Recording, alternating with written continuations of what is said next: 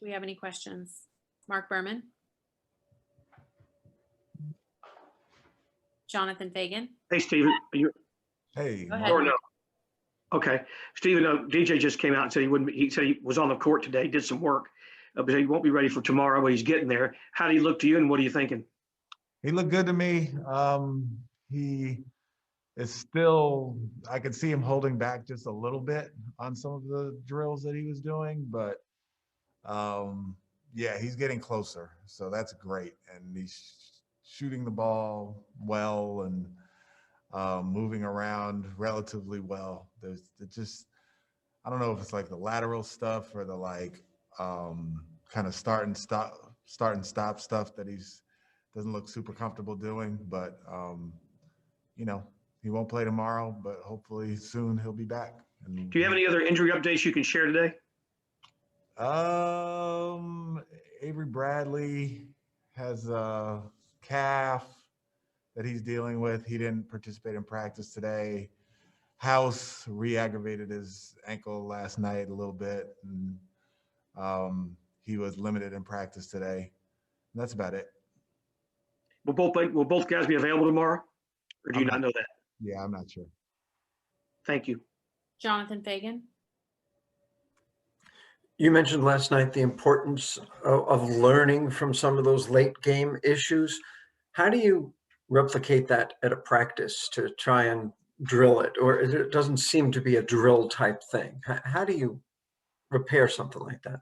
Yeah, so today we watched the last 4 minutes of the game where we were down 9 and we tied the game up, and we could have gone up, but Christian Wood missed a free throw. And then we kind of went through the sequence of events that way and talked about all of the different situations and the organization that we'll need on both ends of the floor. But as I told the group today, in a regular year, especially early in the year, you would have 2-minute games and you would go live in those 2 minutes, and you would, after the 2 minutes are over, talk about the situations and all of those things. And then you would do another 2-minute game, 5-on-5, where they're doing it the same way and hopefully learning from the first 2-minute segment. And you do that once a week or whatever, on days that you're able to go live. So that's how you do it. And we haven't had the ability to do it because we haven't gone live in practice.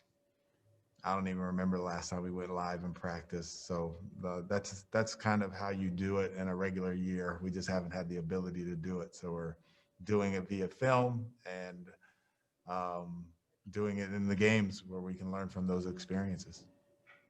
So you had 4 of yesterday's starters, 4 of yesterday's finishing guys available today.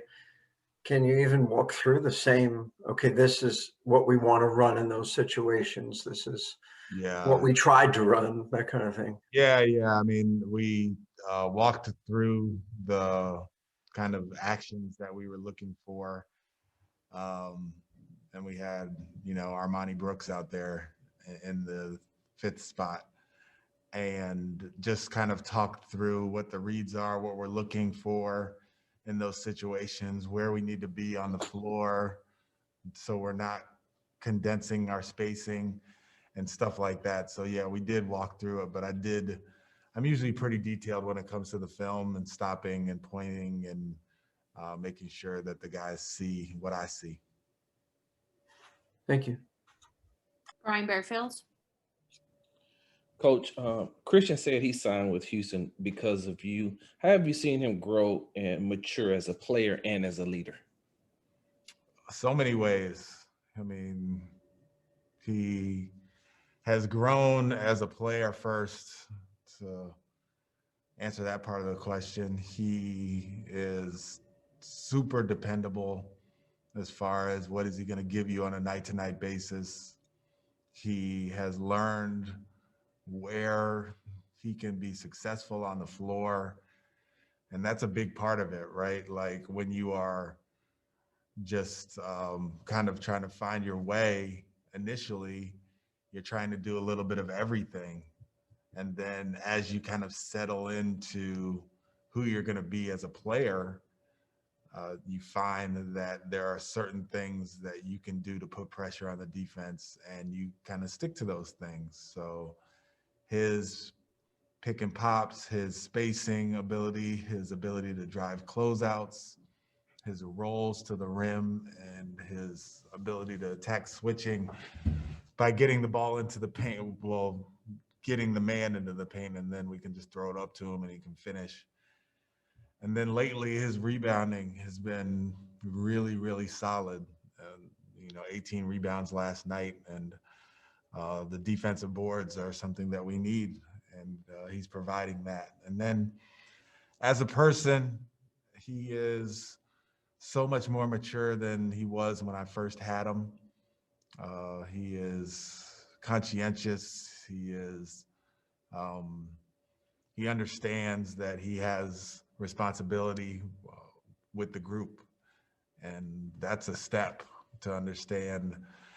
When you're looking at yourself, you can, instead of just kind of being singularly focused, you can kind of be outside of yourself and see where you fit in amongst the group, and that how what you do affects those around you, and how you can also affect those around you. And he's getting that. He's starting to get that. So that's a big step to go from like me and how am I going to be successful to we and how can we be successful.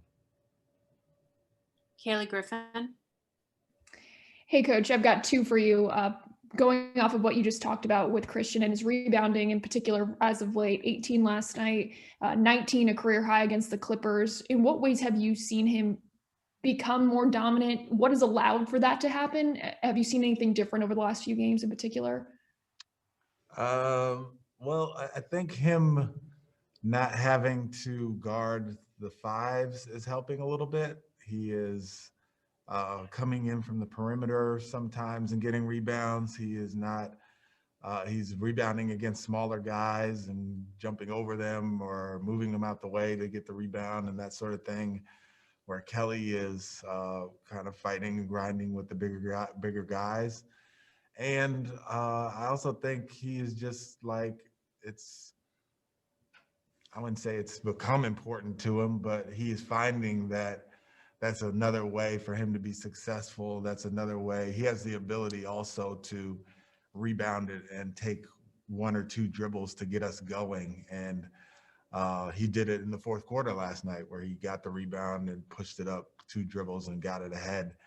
And that's important for our group to get us up the floor and attack before defenses are set. So yeah, I think it's a combination of a few things: him being more intentional about getting the rebounds, him rebounding against smaller defenders, whether it's 4s or 3s or 1s when they switch, and then his ability to rebound it and then start our offense as he pushes the ball to the floor. Kind of on a separate note, Kevin Porter Jr. struggled from the floor last night. You could see his frustration a little bit when he was missing some of his shots, but a lot of your vets were pulling him aside during the game. I think of Avery Bradley. There was a moment when he got hit in the mouth and Avery came over and grabbed him to the side. How much are you relying on your vets, especially down the stretch, to help you and this young team continue to learn and grow? Yeah, I'm relying on those guys a lot. I communicate with them a lot. About a lot of things, but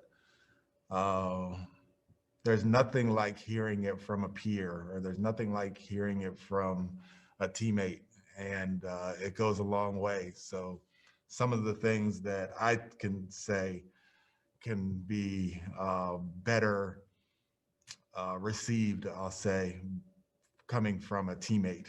And we have guys like Avery, we have guys like Kelly, we have guys like C. Wood, we have guys like DJ Augustin, veteran guys who have seen a lot and aren't afraid to pull people aside and tell them good or bad things. And the respect that our younger guys have for the vets has been something that's developed over time. And I think we're at a point right now where we have a good mixture, and but we also have the right ones that are in here, making sure that the younger guys are okay, doing what they're supposed to do, but also when they make mistakes, putting an arm around them.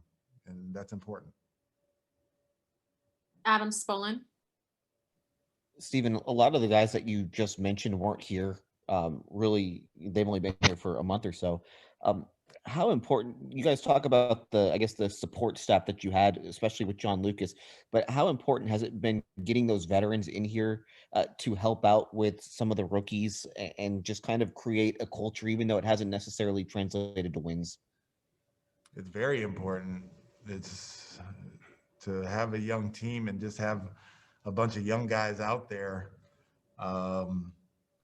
It's almost a little bit rudderless because the vets calm everything down. They, especially if they're vocal vets or they have seen and been through a lot of stuff, they're just helpful, and it's so important. And like I said, I do a lot of talking when it comes to the group, and when you're down to the last 10 games of the season or whatever, sometimes it's good to have it come from another voice, and that other voice is the new vets that we have in the locker room. And I'm so appreciative of those guys and the leadership that they bring and the conversations that they're having, because after games, during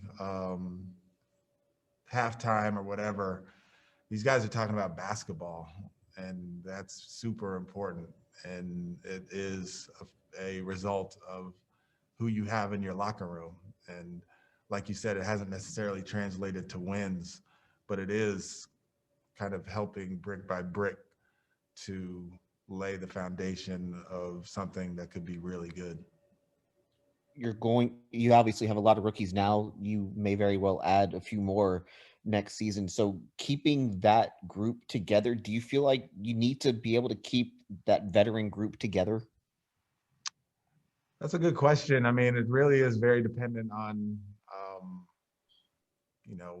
what happens, right? Like, we don't really know what's going to happen this summer. And, but I will say, I love the guys that we have. I love them. I love Kelly Olynyk. I love DJ Augustin. I love Avery Bradley. So, yeah, that's that's where I'll leave it. Thank you, Coach. We appreciate your time.